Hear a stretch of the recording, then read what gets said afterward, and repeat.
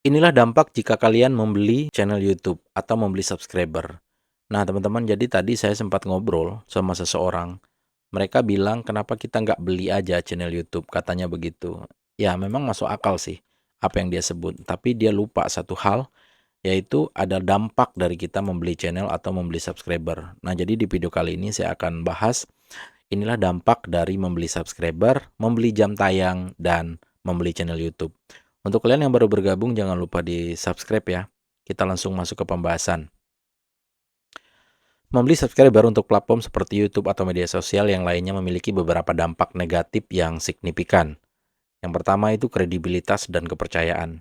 Jika penonton mengetahui bahwa subscriber Anda dibeli, hal ini dapat merusak kredibilitas Anda. Orang-orang cenderung lebih percaya pada konten yang memiliki pengikut yang didapat secara alami, karena hal ini mencerminkan popularitas yang sebenarnya. Nah, itu yang pertama. Kemudian yang kedua, engagement yang rendah. Subscriber yang dibeli mungkin tidak aktif atau tidak tertarik dengan konten Anda. Ini dapat mengakibatkan rasio engagement yang rendah seperti jumlah komentar, like, dan views relatif jumlah jumlah subscriber. Nah itu. Kemudian yang ketiga, algoritma platform. Algoritma platform seperti YouTube dan Instagram mempertimbangkan tingkat engagement seperti jumlah komentar, like, dan views. Ketika menentukan beberapa banyak konten Anda dipromosikan kepada pengguna lain, jika engagement rendah, konten Anda mungkin tidak akan diperlihatkan kepada orang banyak. Nah, itu teman-teman. Kemudian yang keempat, pelanggaran kebijakan. Beberapa platform memiliki kebijakan yang melarang praktik pembelian subscriber dan mengejar akun yang melanggar kebijakan tersebut. Ini dapat berakibat pada penutupan akun atau pengurangan keuntungan. Yang kelima, tidak berkelanjutan. Membeli subscriber tidak memberikan basis pengikut yang berkelanjutan atau komunitas yang terlibat dengan konten Anda. Beberapa dengan pertumbuhan organik yang membangun pengikut yang lebih berkualitas dan terlibat. Nah, itu teman-teman. Jadi sebagai gantinya, lebih baik untuk fokus ke strategi pertumbuhan organik yang melibatkan produk, maksud saya produksi konten yang berkualitas tinggi, interaksi yang aktif dengan pengikut, dengan penggunaan teknik pemasaran digital yang sah.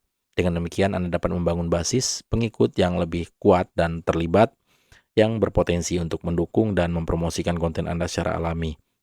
Nah, itu dampak dari kita membeli subscriber, teman-teman. Ini banyak sekali terjadi di kalangan tertentu, yaitu mereka ngebahas tentang jual beli subscriber.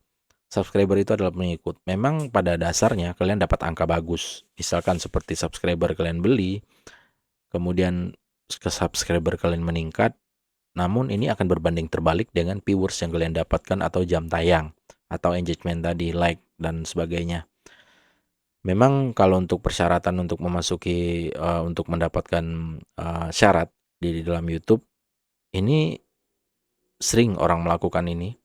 Namun ini juga tidak menutup kemungkinan akun Anda akan dicam atau dipandang jelek oleh audiens Anda gitu. Nah, kemudian kita lanjut yang kedua, teman-teman, membeli jam tayang. Setelah kita ngebahas soal tadi, soal apa sih? Soal membeli subscriber, sekarang kita masuk ke membeli jam tayang. Memang sebagian besar ada seseorang yang menjual, memperjualbelikan jam tayang, subscriber, dan sebagainya. Itu laku keras, teman-teman. Tapi mereka tidak berpikir akan apa dampak ke depannya nanti gitu.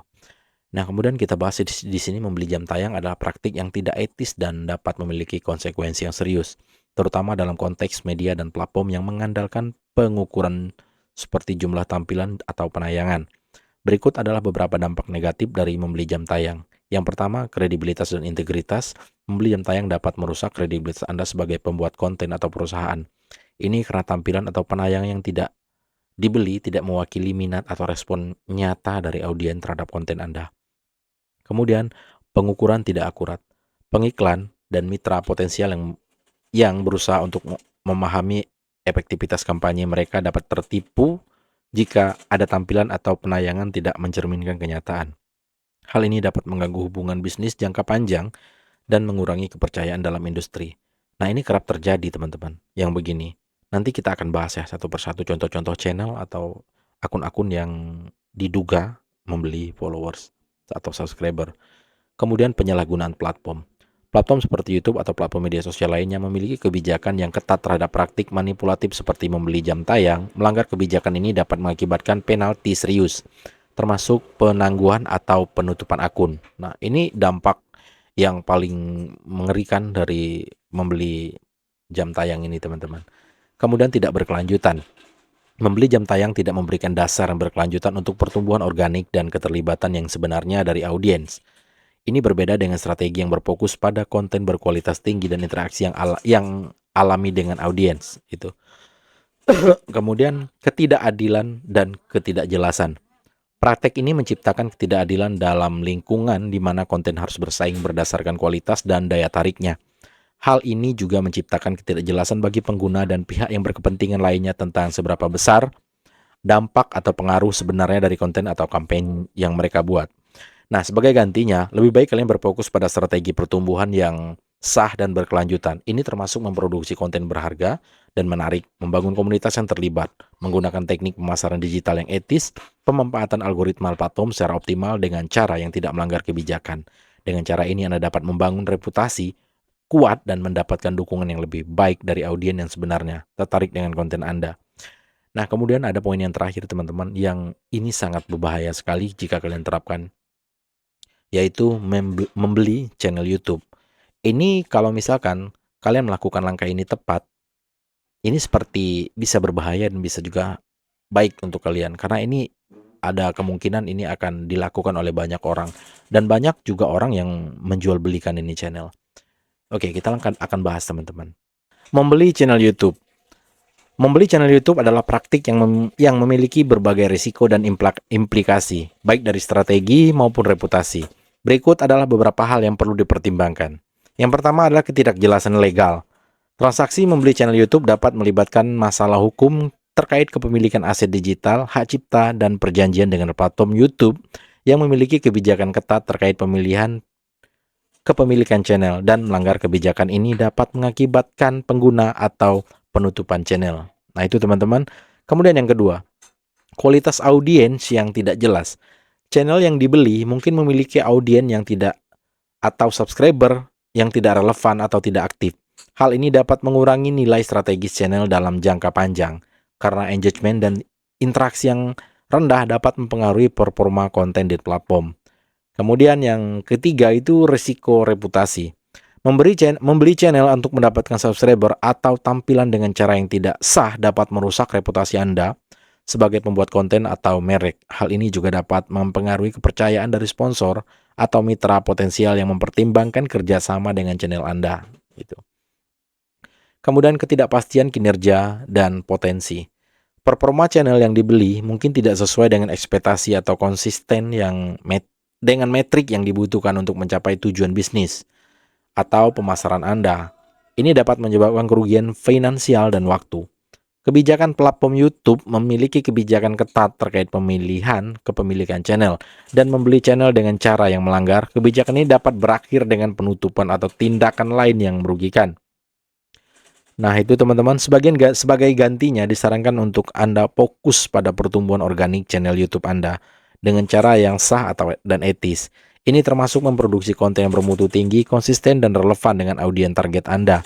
Membangun interaksi yang positif dengan pengikut Anda dengan membangun channel yang organik. Anda dapat memastikan keberlanjutan dan kualitas komunitas yang terlibat dengan konten Anda. Jadi intinya, teman-teman, untuk kita membeli sebuah channel atau membeli subscriber atau membeli jam tayang, itu akan membahayakan channel kalian. Termasuk tadi yang secara gampang untuk menjadi seorang YouTuber, mungkin ada seseorang yang ingin membeli sebuah channel atau mungkin dia membeli subscriber ataupun jam tayang, memang itu akan terlihat indah dan bagus di kanal YouTube kalian. Namun ini sangat berbahaya sekali. Terlebih lagi di situ ada namanya seperti hak cipta tadi, teman-teman. Nah, jadi untuk kalian jika ingin lanjut atau mungkin ingin membangun sebuah channel YouTube, mulailah dengan cara yang organik. Atau mungkin jika kalian mampu atau mungkin tidak bisa membuat video, memang kalian tidak akan menghasilkan video bagus ya, tapi setidaknya kalian tahu cerita awal pertama kali channel itu dibangun. Karena audiens itu tidak akan mengikuti kalian kalau memang kontennya tidak bagus, namun followersnya banyak. Itu akan menjadi tanda tanya besar bagi followers kalian nanti atau subscriber kalian. Nah, jadi tetaplah berfokus pada yang organik.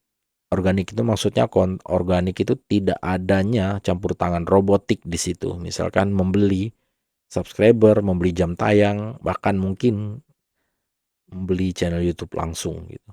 Nah, jadi diupayakan konten-konten kalian itu ya buatlah dengan sendirinya, biarlah channel itu dengan sendirinya berkembang. Nah, mungkin untuk sementara cuma itu dulu teman-teman yang bisa saya share ke kalian hari ini. Kalau ada salah kata mohon dimaafkan. Saya pamit. Wassalamualaikum warahmatullahi wabarakatuh. Dadah, see you next video guys.